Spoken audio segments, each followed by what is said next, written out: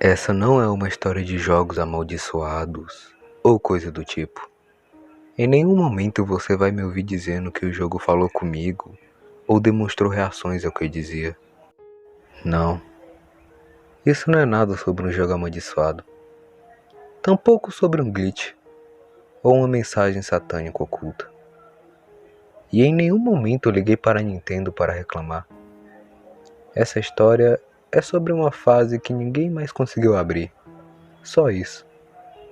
Não tem fantasma, não tem conspiração. Só um segredo que nós nunca encontramos. Algo que afeta a infância de toda uma geração e a essência de uma franquia milionária. Esse é um relato sobre o que eu penso ser um final alternativo nunca antes descoberto do jogo Super Mario World.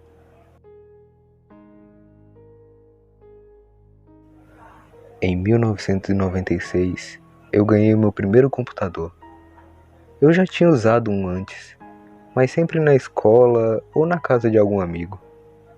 Esse, no entanto, era meu. Somente meu. Explorei a internet, baixando todo arquivo que eu tinha interesse. Eu também pirateava como um louco. Músicas, jogos, etc. Foi nessa época que eu descobri Super Mario World.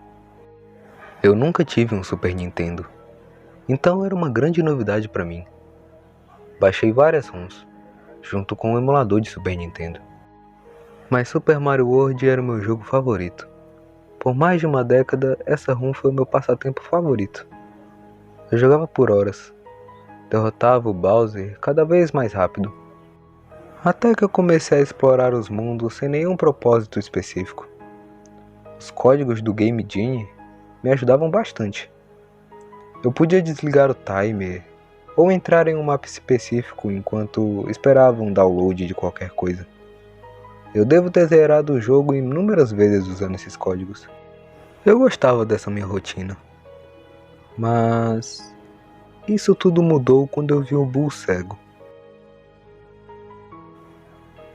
O Bull cego, que é assim que eu chamo, estava em cima do cano que levava para a saída da Sunken Ghost Ship, uma das últimas fases do jogo.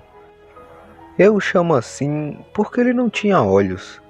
Era como se eu estivesse jogando um das várias hacks que existisse por aí, sabe? Mas eu sabia que aquele era um jogo normal. Eu já jogava aquela ROM há anos e nada disso tinha aparecido.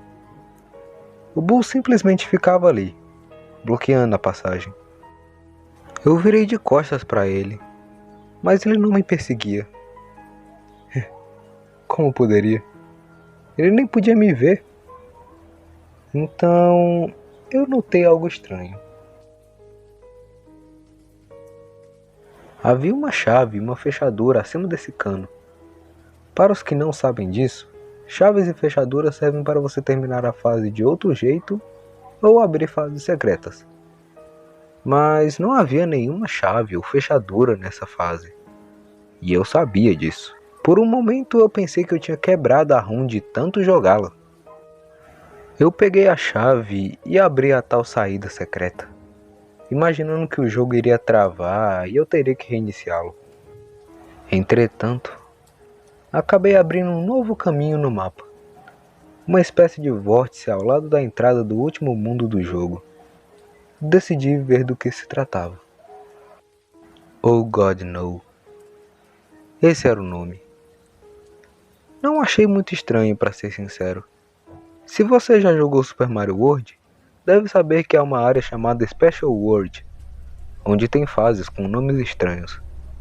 Mas nada perto disso. O que causou estranheza, na verdade, foi a expressão do Mario. Surpresa? Choque? Ou medo? Bem, eu decidi entrar na fase. De primeira era um corredor estranho, onde não tinha espaço para muita coisa. Eu não podia pular, só podia ir de um lado para o outro.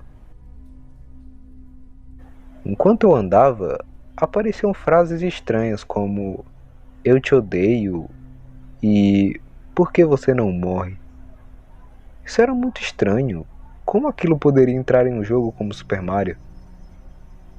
Depois de andar um pouco mais, eu cheguei em uma sala estranha, onde tinha um mar de lava logo abaixo de uma ponte. Mario estava estático. Eu não conseguia movê-lo. Então fiquei parado esperando algo acontecer. Após alguns minutos, uma figura familiar entrou pela direita. Ele era alto e estava vestido de verde.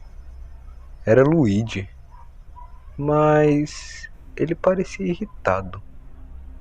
Logo depois, Mario recuou assustado.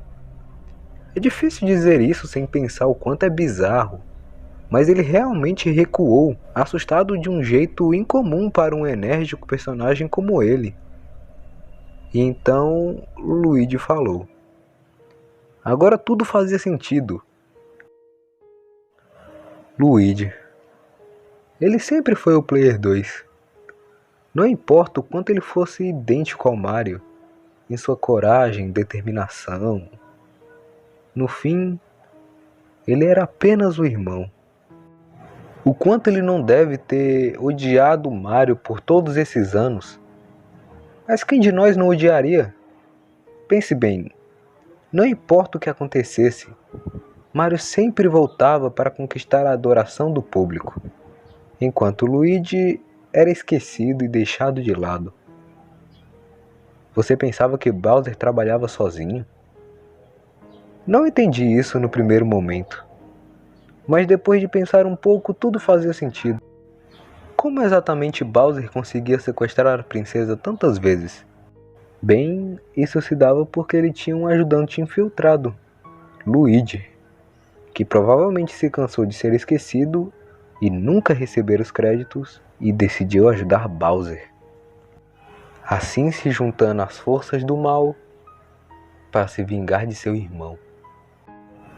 Ainda incapaz de controlá-lo, eu observei Mario se encolher com medo, enquanto Luigi pulava tão alto quanto era possível em Super Mario Bros 2. E o pisoteava, pulando em cima dele repetidas vezes sem dó. Até que o Mario simplesmente fica no chão, caído. Luigi sai de cima dele e olha para a tela com o olhar de quem está vencendo. A essa altura eu já imaginava que Mario estava morto, até que ele se levantou e empurrou Luigi diretamente na lava, que morreu gritando: "Oh Deus, não!" O nome da fase. Logo depois o Mario sentou-se à beira da ponte e começou a chorar. Eu tive que assistir isso por minutos, até que a tela ficasse escura e finalmente voltasse para o mapa. Joguei o jogo de novo, inteiro, para ver se algo havia mudado. Mas nada. Não pude entrar naquela vórtice de novo. Eu já tinha visto tudo uma vez. E provavelmente não poderia ver de novo. Eu tinha que continuar com o jogo. Mas não da mesma forma. Eu não conseguia tirar aquela cena da minha mente. Bem, na verdade, uma única coisa estava diferente. E essa coisa, bem, era a imagem final do jogo.